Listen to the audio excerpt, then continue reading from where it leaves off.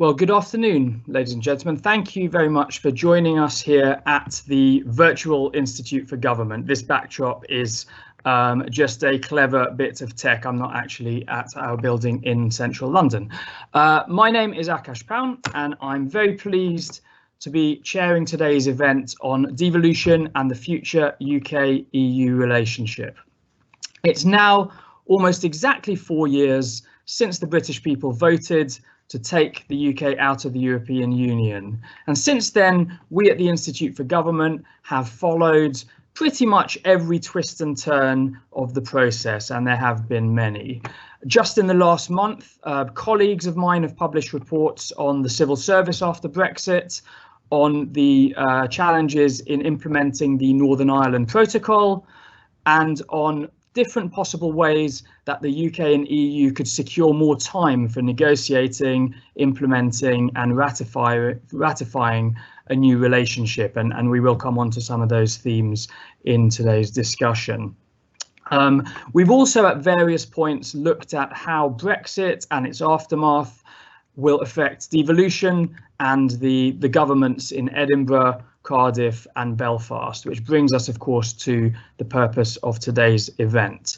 We will be discussing over the next hour or so how the devolved governments have been involved in negotiating the future relationship with the EU, what their priorities have been, what influence they've been able to have, and how they're preparing for what comes next. And I'm delighted to have such a great panel with me to talk through all of these issues. So thank you to our 4 speakers for joining us. Just to say, for those who are watching our event live, well, first of all, thanks for joining us. If you have questions for the panel, please do submit them using the Q&A function on Teams, and I'll do my best to weave as many of your questions into the discussion as I can. I'd now like to introduce our speakers and then get the discussion underway. So first of all, I'm very pleased to welcome Jenny Gilruth, who's member of the Scottish Parliament for Mid-Fife and Glenrothes and Scottish Minister for Europe and International Development. Jenny, welcome. Our second speaker is Jeremy Miles, Counsel General and Minister for European Transition in the Welsh Government and member of the Welsh Parliament for Neath. Jeremy, good to have you with us. Third, joining us from Northern Ireland is David Finnemore, who's Professor of European Politics at Queen's University in Belfast and also visiting professor at the College of Europe in Bruges. David, welcome.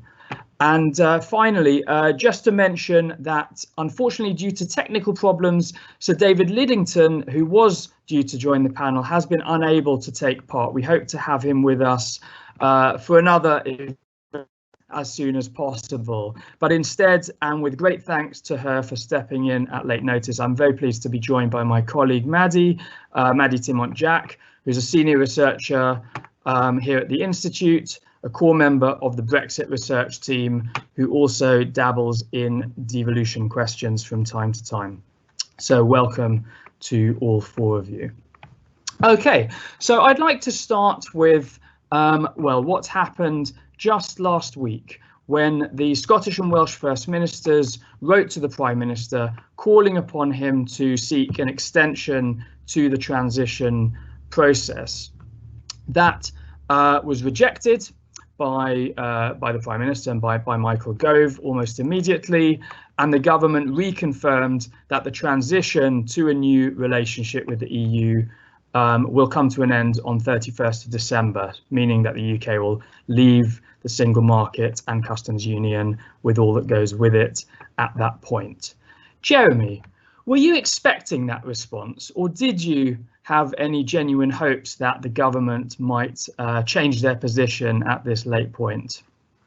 Look, the context for this is that as a government, we want to be constructive participants in a set of discussions with the UK government, all governments in the UK around European exit.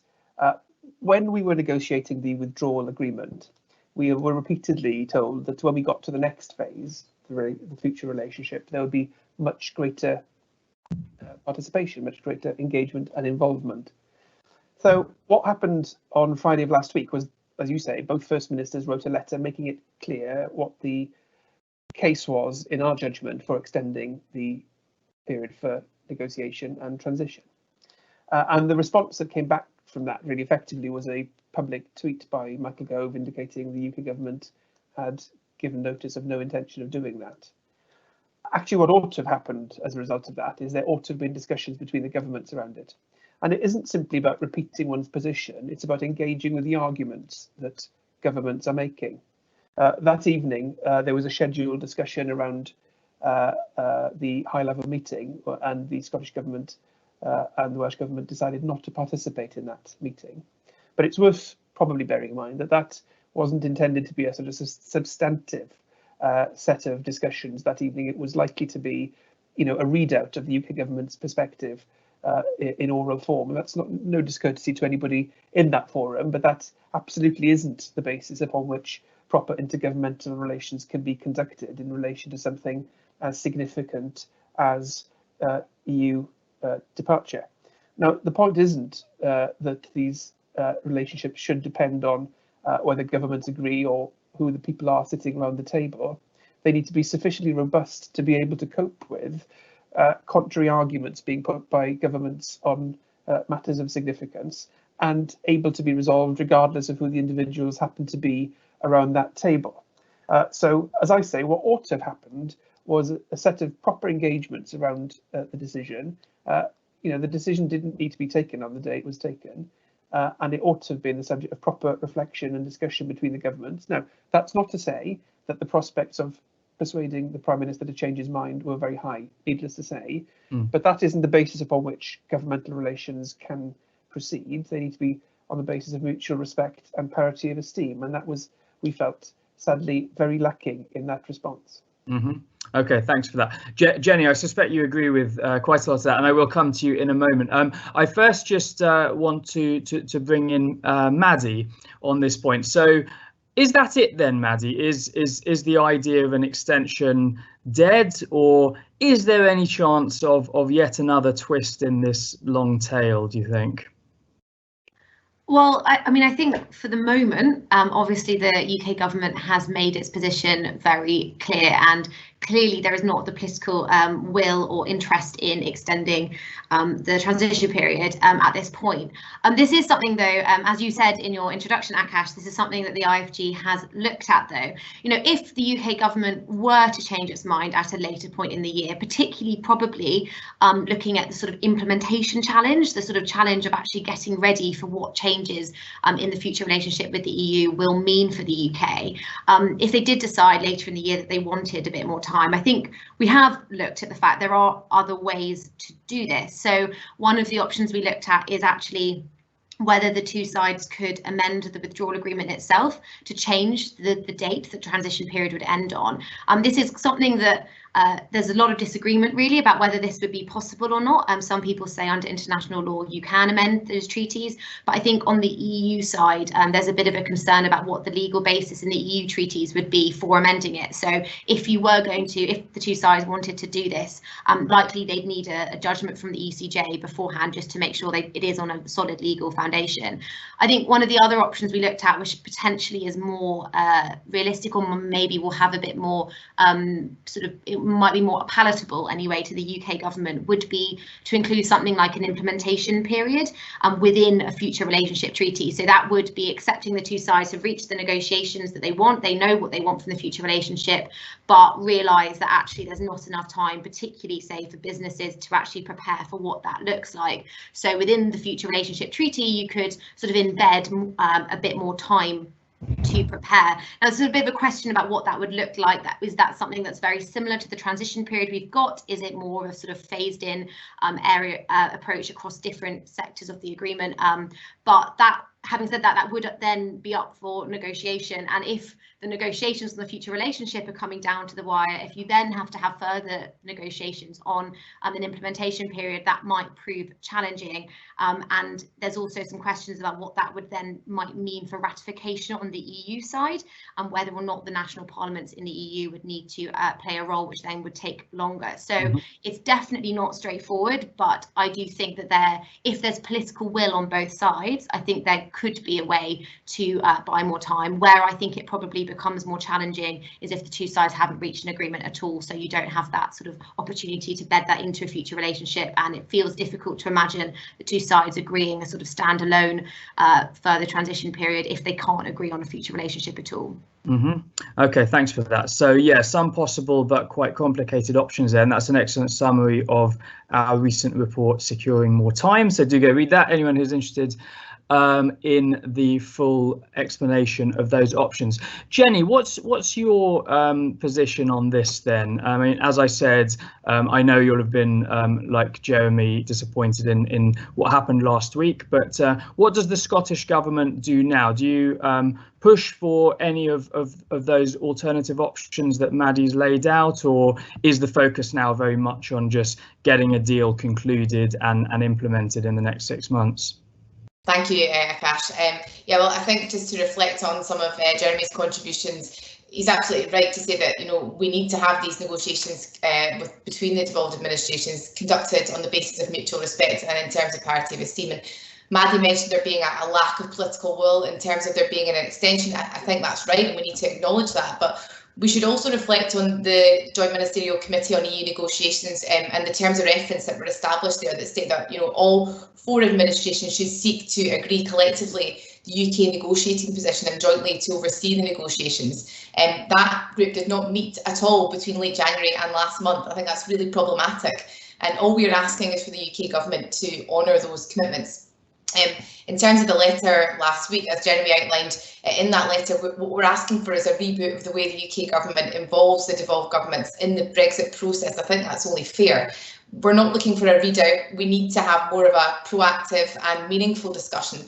And it's not for the UK government, for example, to point to the number of meetings that may or may not have taken place and to cite them as evidence of engagement. We need to have meaningful discussions, and we need to have our views listened to and enacted accordingly. There hasn't even been an opportunity to discuss the UK position for negotiations, let alone to agree it. And of course, the UK government has simply informed the devolved governments of what is decided. So that readout position is really important to us. We need to have more of a meaningful discussion. And certainly our view is that that engagement between the UK government and the devolved governments has often, you know, served as some sort of window dressing rather than playing any meaningful role in the negotiations, which was certainly envisaged going back to the original terms of reference. Okay, thanks. So I want to move on now then to some of the specific issues at stake in the negotiations and what the perspectives of the various devolved governments are on those issues. First of all, David, if I could come to you, I mean, what's your overview of where we are in terms of the UK-EU negotiations? I mean, you know, the reports of the 4th round of talks in earlier this month seem to, you know, suggest that not that much progress had been made. So what do you think? I mean, how close are we to a deal, and what are the key sticking points? It's very difficult to say exactly where we are because we're not inside the negotiations. We've not seen what progress that might have been made, but certainly all the indications are that very little progress has been made, and if anything, there seems to be a divergence between the UK and the EU, particularly if you take the starting point as being the political declaration that the UK government and the EU agreed and concluded at the same time as the withdrawal agreement. And we saw that in Michel Barnier's comments recently, the extent to which the UK seems to be, from his perspective, moving away. That said, we're still negotiating. The threat to probably walk away from the negotiations, which the Prime Minister included in the White Paper earlier this year, has not been followed through. So there is negotiation.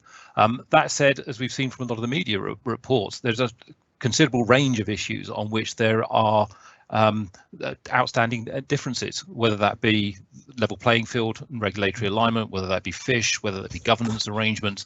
And I think it's also interesting to note, in the light of the high-level meeting between Boris Johnson and the institutional leaders in the EU at the weekend, that since then a lot of the media is picking up on a whole range of different issues on which there continues to be differences of opinion, and they seem to be stumbling blocks, despite the Prime Minister's preference to sort of push ahead and try and get a deal done before the summer.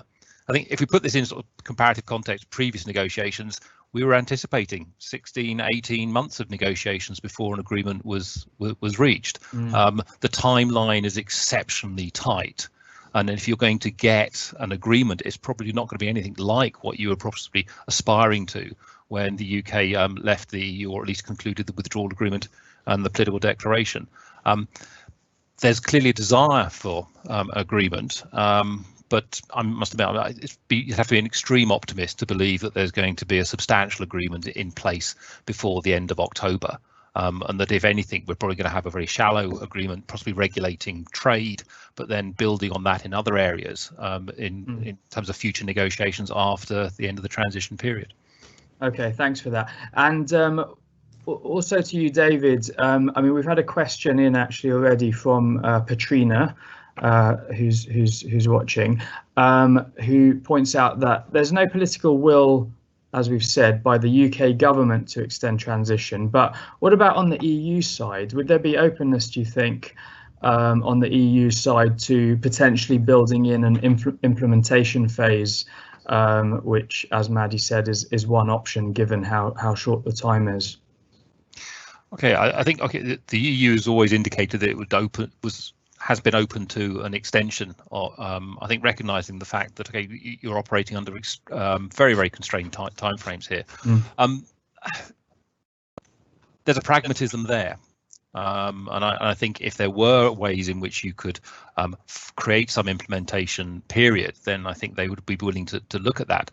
I think at the moment the dominant view is finding the legal basis for doing that is very, very difficult. Therefore, there's not necessarily a willingness to really engage with that discussion. I think the priority at the moment is trying to get some sort of deal in place so you can minimise the disruption at the end of December. OK, thanks. So yeah, time is short, and there's still a lot of issues on which agreement has to be reached. Jenny, from the Scottish Government perspective, what are your priorities in terms of what you'd like to ensure that the deal, if indeed a deal is done, either does or does not include?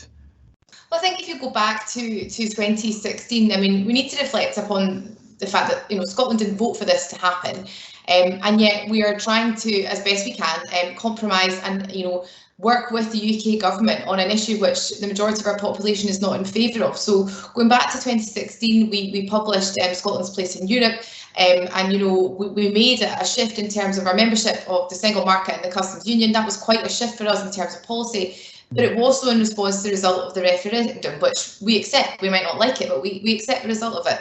That remains our priority, to have an outcome as close to that as possible. And of course, this would mean, not putting ideology about sovereignty above all other considerations, which seems to be a huge challenge for the UK government. We remain to have serious concerns about the end of freedom of movement. We know that it is going to uniquely harm Scotland, where we remain particularly vulnerable to population decline. And we have repeatedly, of course, made the case for Scotland's continued involvement in EU programmes, particularly in Erasmus, and we know that proportionately more Scots take part in Erasmus Plus than any other country in the UK. So it's really on these matters that we seek to continue to make progress with the UK government, however evasive that has remained. OK, thanks. And I've had a question in actually that I'll put to you from Paul Evans, who makes the point that since we've already, with the Northern Ireland Protocol, accepted that there's going to be something of a twin track relationship between the UK and the EU, with Northern Ireland obviously in a different position, what do you think are the possibilities for Scotland and potentially Wales as well to diverge from England in their relationships with the EU? Obviously, we're not talking about in the event of independence, which is another issue, but while Scotland is within the UK, this is obviously something the Scottish government has advocated at various points. But do you see that as a likely prospect at all? Well, it's not for me to comment on Wales. I'll let Jeremy comment on that. But in terms of Scotland, we've today published the Continuity Bill, which will allow us to try and keep pace in matters of devolved competence with the EU. So certainly that's where we see our standards and our legislation keeping pace with the European Union. We think that's extremely important, and we'll do all we can in matters of devolved areas to seek to advance that Scotland keeps pace with Europe on that. Yeah, and on that issue, or indeed on the other priorities that you're trying to secure, how able have you felt to have influence over what the UK government ultimately does and negotiates with Brussels? I mean, are there areas where you felt there has been receptivity and where you have been able to influence the line at all?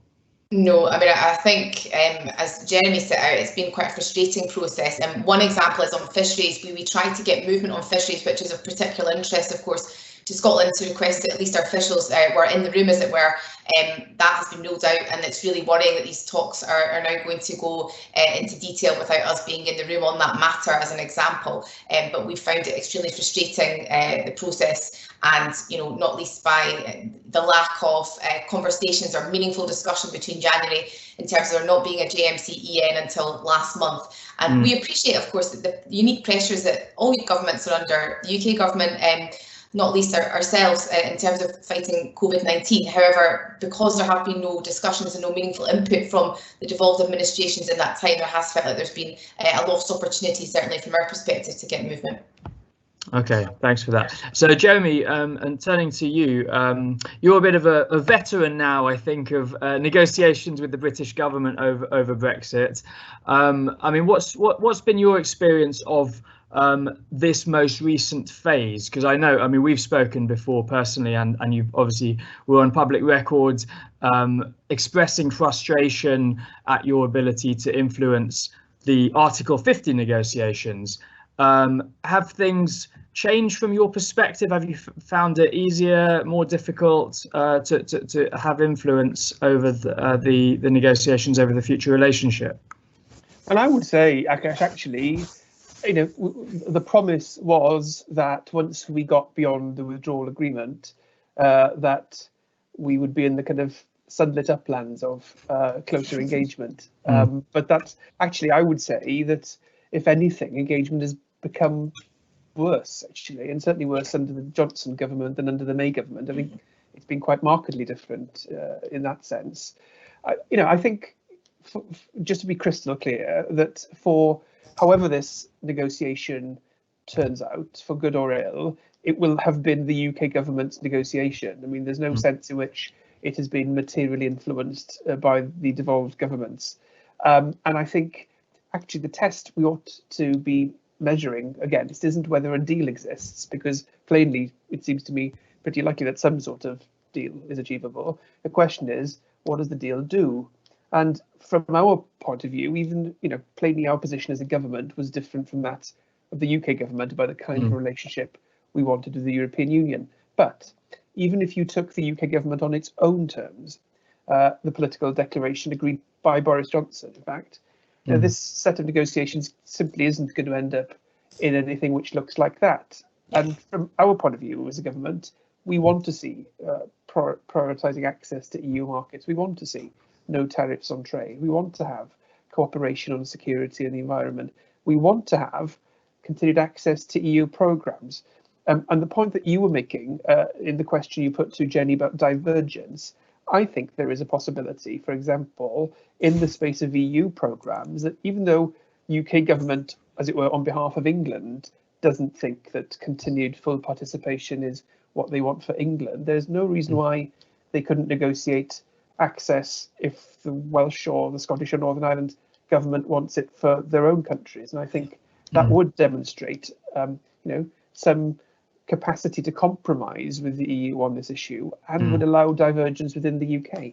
And what would be your priorities in that respect? Which would be the EU programmes or systems that the Welsh government would particularly push to remain part of? Well, I mean, the ones which I think have probably been most impactful for our economy and for our young people are Erasmus Plus, Horizon Europe, Creative Europe, Interreg, and our position in this has been clear for some time. We've not actually had an answer to the question as to whether that is being put to the European Commission in the discussions, which plainly it should be being put, and it should be being put energetically. Actually, it would be an area where the UK government could signal the capacity to find some common ground with the EU, because at the end of the day, what's happening in terms of the dynamic of the negotiation, as David was saying, is essentially the UK government is saying, well, we've set out our stall and the EU are going to have to compromise. And I just think that's completely unrealistic. Mm-hmm.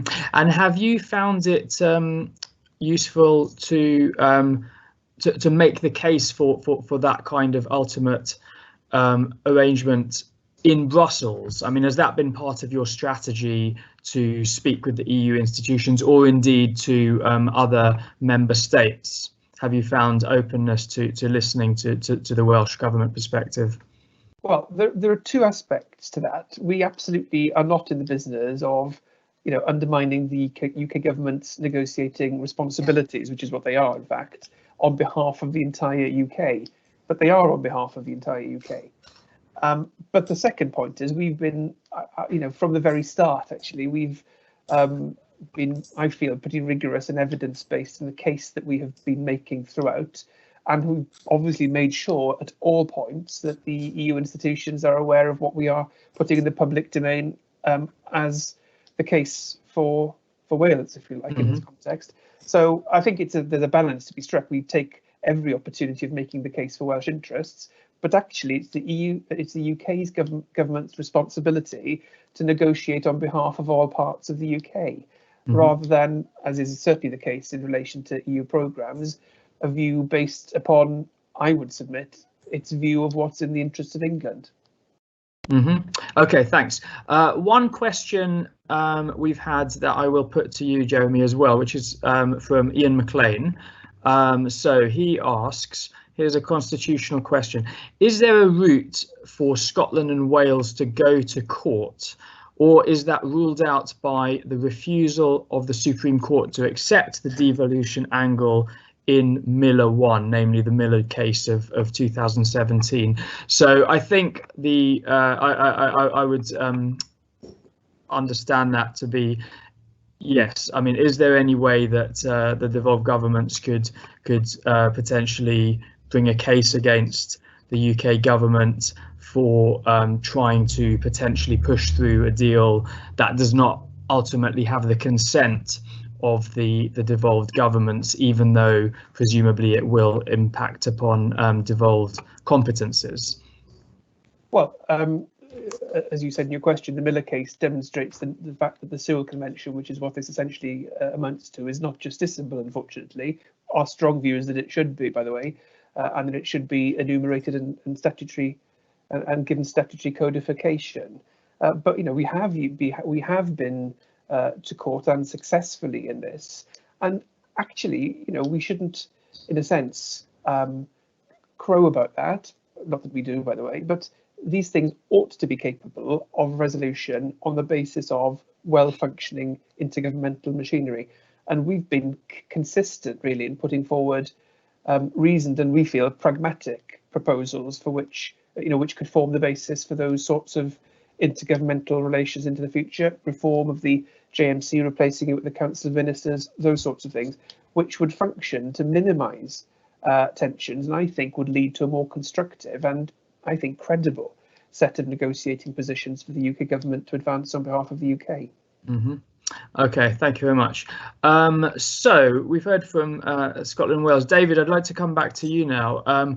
What are, as far as you can make out, the priorities for the Northern Ireland executive, or more broadly for Northern Ireland, in these negotiations? And also, is there a unified position on that? Because, obviously the Northern Ireland executive is formed of coalition of 5 parties, the main 2 being DUP and Sinn Féin, who don't agree on much.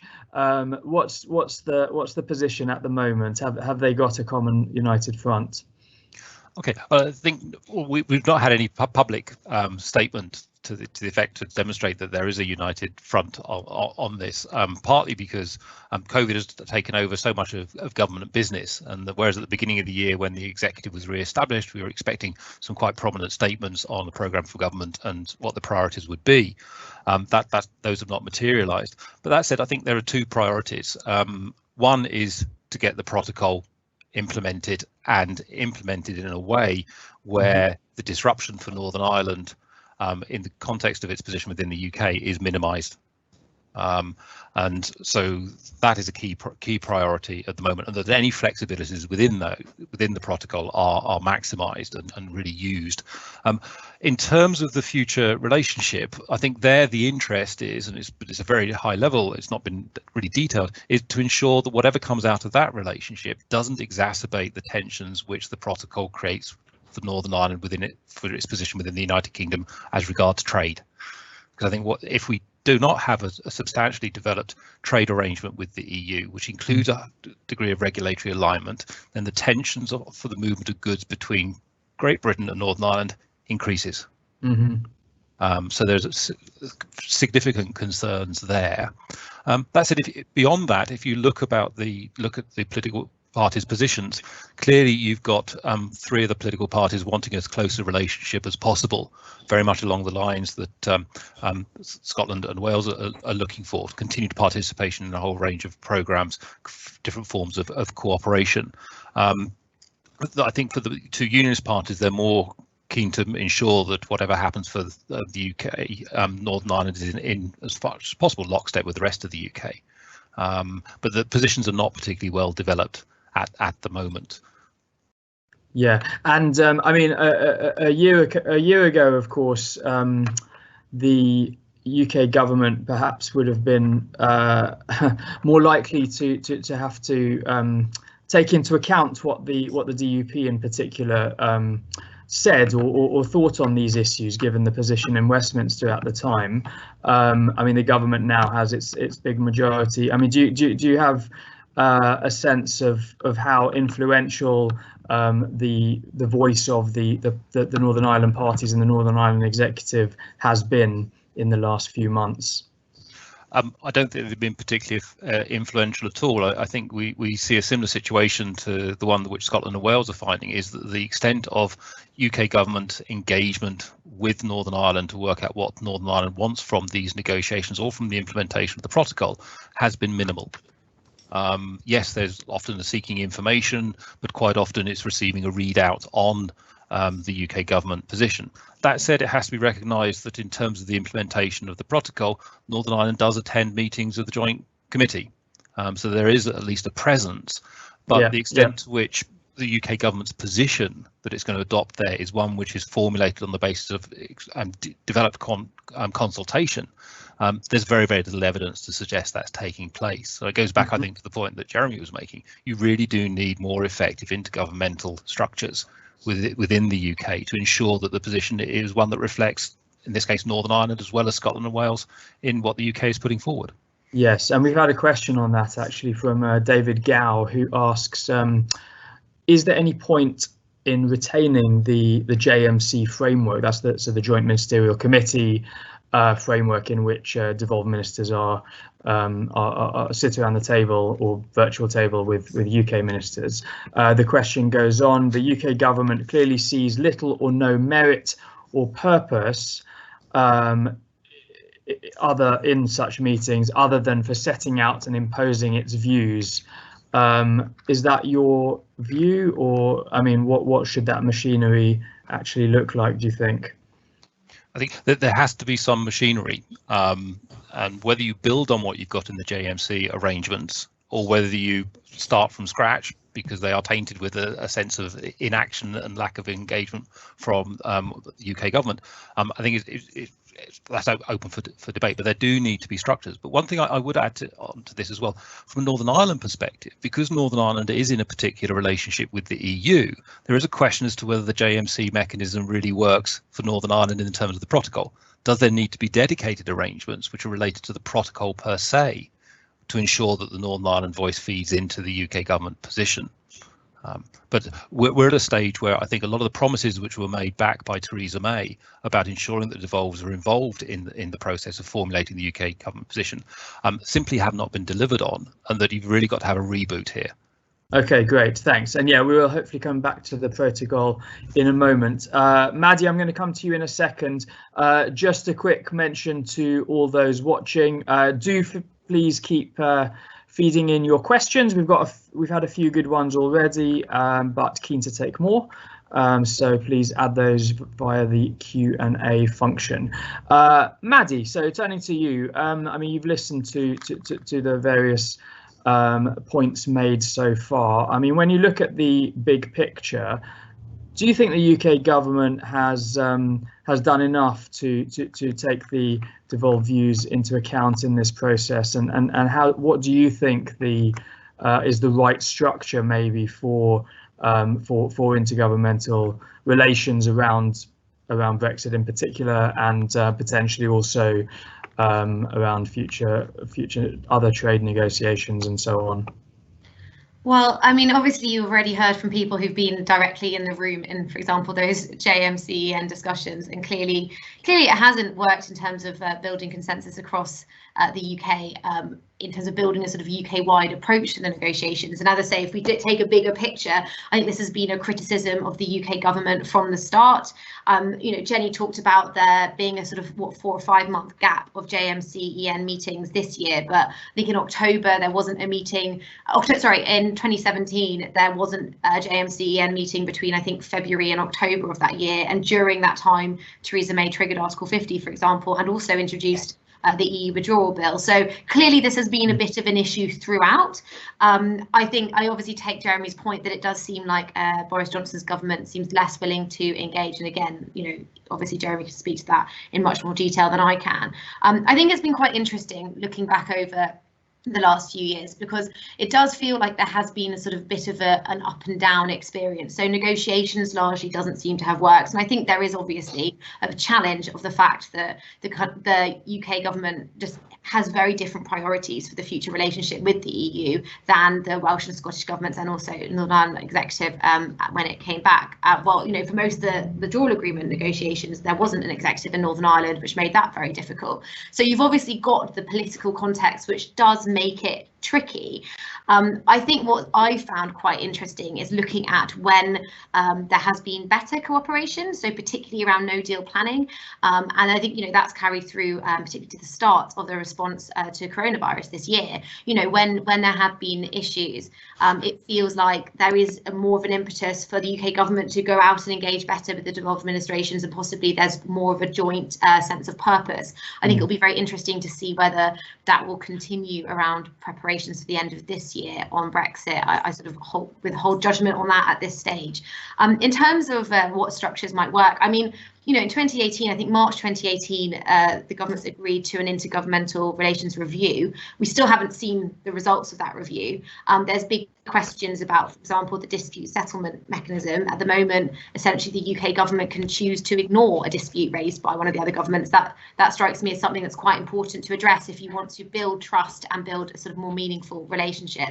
But I would be interested to see what they say. I mean, I think just picking up what Jenny said, for example, about wanting Scottish officials in the room on negotiating fish, because that's sort of an issue that's of a big importance to the Scottish government. I think I'm very sympathetic to that. I think it makes sense that when the UK government is negotiating, although negotiations are obviously reserved to the UK government, it does make sense to draw on the relevant expertise actually across the 4 nations when you're entering negotiations. And that doesn't just apply for the negotiations with the EU, but also other trade negotiations or other international agreement negotiations going forward. So I think maybe it was David's point about how maybe we need to rebrand the JMC, because it just seems like it's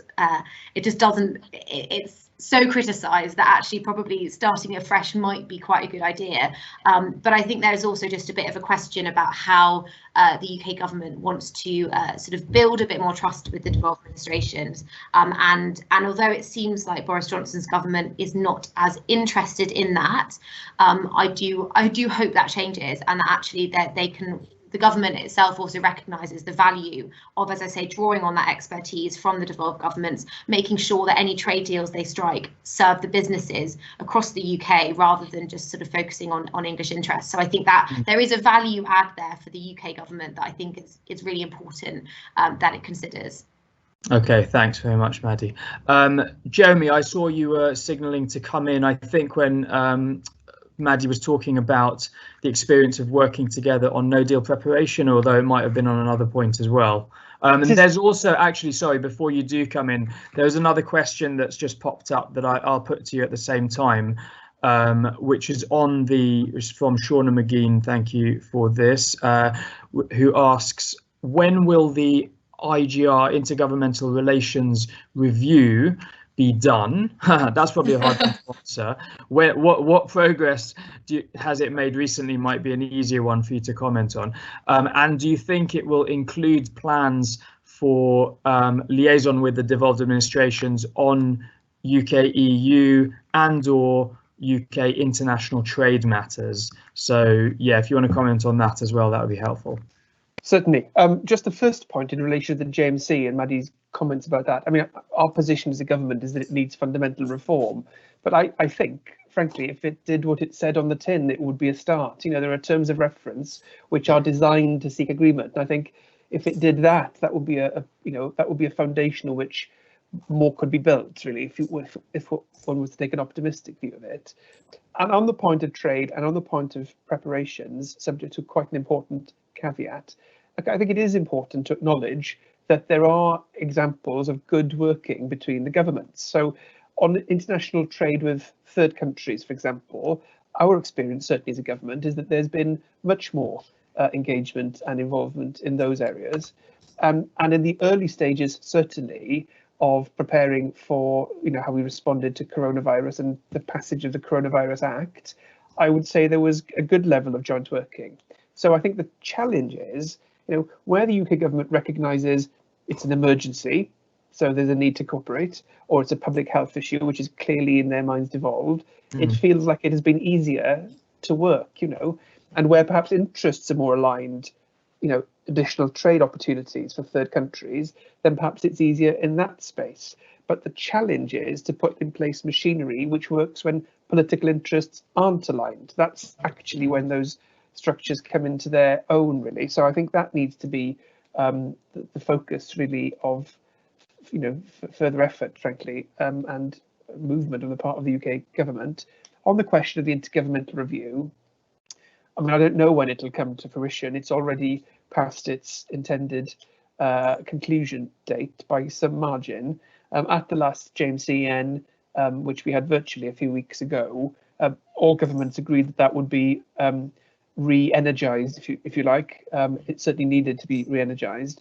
And so certainly around the question of dispute avoidance and resolution, which is actually very important for the future economic relationship and relationships within the UK into the future, we very much hope that there'll be something which ministers can engage with in the coming weeks. Now, whether that happens or not, obviously at this point we can't say, but there have been rebooted project board meetings since that JMCN with a view to officials narrowing down the areas still outstanding for consideration. So with will, plainly it is possible.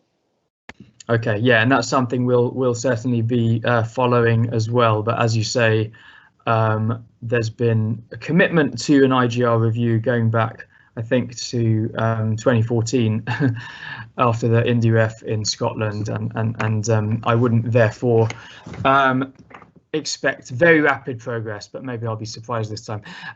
Jenny, coming back to you, there's one question that's come in from Dan O'Donoghue, specifically on the question of fisheries, which has come up a couple of times. So he says, so you, Jenny, said that the Scottish government has been excluded from the fisheries talks with the EU. If you had been in the room, or if your colleagues had been in the room, what would the Scottish government be advocating? Do you disagree with the UK government position that Britain will become an independent coastal state come the end of the transition?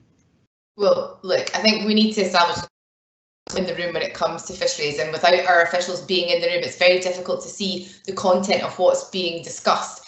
I think what's coming through, certainly from speaking and hearing again from Jeremy today, is that we're not being cited on some of the key material, and this is going to impact on devolved areas. So without having sight of that information, it's very difficult to see what's being traded in our favour or against us, rather, and it's very difficult, therefore, for us to have a fuller picture of what's being spoken about. And we've seen this not just on fisheries, of course, but also on the programmes I referred to earlier, the importance of Erasmus in terms of Horizon, on migration. We can't be in the room, we can't have access to the fine detail, and without that it's very difficult to see how we can have an impact and how our officials rather can offer their expertise. And I think Maddie spoke about, you know, Scottish officials having that expertise and how important fisheries certainly is to Scotland's economy. We can't have those meaningful discussions without being in the room, and we have offered that as, I guess, a route of compromise without having our officials and their expertise in the room. And unfortunately, on that basis, the UK government have not been able to take us up on that offer, which is really regrettable. But to go back to the point on how we work better together and with regards to the intergovernmental relations, I think Jeremy's absolutely right to say that COVID-19 has given us a good example of how we can work on a four-nation basis across the United Kingdom. Despite our political differences, it is possible. And yet, you know, we had the establishment, for example, of the ministerial implementation groups. Now, the MIGs were really important in getting that work done and sharing that information. And yet, when it comes to Brexit, we can't have those conversations. And I think that's an important point of difference. And it just shows that if there is the political will, we can move forward. And hopefully we will move forward, and we will continue to make those representations to the UK government going forward. Okay, thanks. And I want to move on now in the last 12 minutes or so we have to the preparations that the various governments are doing or will need to do for the end of transition, which we've touched upon a little bit already. I mean, Jenny, from your perspective, what do you see as the biggest challenges that Scotland faces between now and the end of December in being ready for the changes that will come at that point? Yeah. So in terms of where we are with regard to those plans, we published our previous no-deal readiness plans, and in due course, of course, we'll also have to publish an updated plan. We'll do the best that we can, but we are being hampered, as I said previously, by not knowing what we need to implement, because it's still being negotiated, and it's being negotiated at ridiculously tight timescales, I think it's fair to say. As a responsible government, we will prepare as best we can, despite the ongoing need for us to deal directly with the coronavirus crisis. And I think from a Scottish perspective, it should be said that we have paused our work on independence to focus on that crisis. It's really deeply regrettable that the UK government has not paused their work on Brexit to focus on saving lives. But obviously the UK government's refusal to see that extension means that that's simply impossible for businesses and for governments to be ready in time. And the UK government's talked a good game about giving business certainty, and actually what Brexit does is create a great deal of uncertainty. So by asking for that extension, certainly our view was that would give business the time they need to plan and put in place those plans if they had been granted the 2-year extension, which the UK government has subsequently ruled out. I mean, we're being hampered by the fact that even now we don't know what the outcome of the negotiations will be, whether it's going to be a deal, and if so the details of that deal. And businesses certainly across Scotland have made clear to us that their members are understandably preoccupied with dealing with the COVID-19 crisis, and they don't have the bandwidth to prepare for transition ending on the 31st of December. So we are still seriously concerned that we're going to be left unable to advise businesses on what they need to do, but we'll absolutely put in place those plans as we did previously in terms of the no-deal preparations. Yeah, thank you. And Jeremy, how similar is the Welsh situation in regard to the challenges of being ready for the end of the year? Well, I mean, in a sense, it's a similar picture. The capacity, plainly, of all governments and all businesses and organisations to prepare at the moment is vastly diminished, isn't it? For reasons which we will all understand. That's actually, you know, just from a good governance point of view, one of the reasons that we were advancing the case for an extension, so that, you know, we could prepare for whatever lies ahead. So that's the kind of big picture point. But the other aspect to this is that we have got to get a way of working which enables the governments together to prepare as best we can, and I put it no higher than that really at this point, for the end of the year. You know, there has been a gap in that, frankly. I don't, you know, I think we need to look forward at this point, and in the last few weeks there's been indications of you know, hopefully better working together on that. But it is, you know, it's very, very important that governments find a pragmatic way of working together in a very kind of open book way. in relation to this into the future, and I certainly hope that will be possible. But COVID does two things. Firstly, it diminishes the capacity of governments and others to prepare, but also it changes the context in which those preparations are being made. So whether it's around food, or whether it's around medicine supplies, whether it's around business readiness, there are ways in which EU exit and COVID overlaid on top of each other create an incredible set of tensions right across the economy and public services, for example.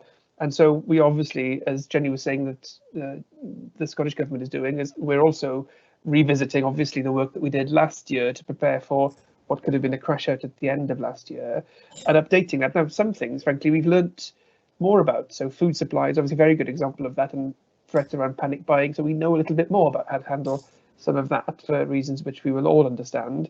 But there are other things which have become more intense as a consequence. And despite the announcement last week, the existence of any additional checks at the border really is a very fundamental change across the economy at a time when businesses, frankly, just aren't in a position to prepare. Yes. Yeah, thank you for that. Well, speaking of checks at borders, David, I wanted to turn to you at this point. I mean, there's obviously some very specific implementation challenges that you mentioned in passing already, but relating to the Northern Ireland Protocol, which will involve some kind of new customs and regulatory checks in between Great Britain and Northern Ireland for the first time. And I mean, a colleague of ours at the Institute, Jess Sargent, who's written on this, concluded just recently that, well, time is running out for the government and others to explain how the border in the Irish Sea will work. What's your take? Do you think we're going to be ready? Very, very difficult to say. We're at least moving in the right direction insofar as the UK government has acknowledged that it's got obligations there, that there are going to be checks, controls, formalities, and there needs to be processes put around those. And I think the recent command paper was useful in terms of it recognising that. But what I think everybody's been crying out for is the detail, knowing exactly what is going to happen, whether that's going to be around customs, whether that's going to be around regulatory checks, whether that's going to be around the SPS checks, what that's going to mean for the VAT regimes in operation, what that's going to be for IT systems that need to be in place, a whole series of questions there as well. And then on top of that, there's the whole question of whether tariffs are going to be applied on goods. Because in the absence of a comprehensive free trade deal between the UK and the EU, then tariffs will by default become liable on goods moving from Great Britain into Northern Ireland. Tariffs will be exempted where we can prove that those goods are not going on or not at risk of going on into the EU market. Huge concerns around that because the decisions have not been made about what goods would classify at risk. And businesses really do need to know that. There's also decisions which need to be taken this year around agricultural subsidies so that Northern Ireland producers can retain their access into the EU market. There needs to be decisions taken about fish as well, because fish are not covered by the protocol. Whole series of arrangements. And then we also got to know what monitoring arrangements are going to be put in place so that the EU can ensure that the protocol's being implemented. A whole series of questions there. And I think businesses have been calling out for clarity around this. Yeah, because they need to prepare. And it's not just, I think, businesses in Northern Ireland that need to know. It's going to be their suppliers from the rest of the UK. Yeah. And I think there's serious concerns there about how much understanding there is within the UK as a whole about what is going to be happening in terms of the movement of goods between Great Britain and Northern Ireland. Equally, I know the government has been committed to unfettered access for Northern Ireland goods going into the rest of the UK, but that's not necessarily, that's still to be resolved because of the whole question about exit declarations and also what regulatory checks that there might need to be for goods entering via Northern Ireland into the rest of the UK. So huge number of issues still to be resolved. We know what the issues are, but there's got to be decisions taken on them. And then I think the process is put in place.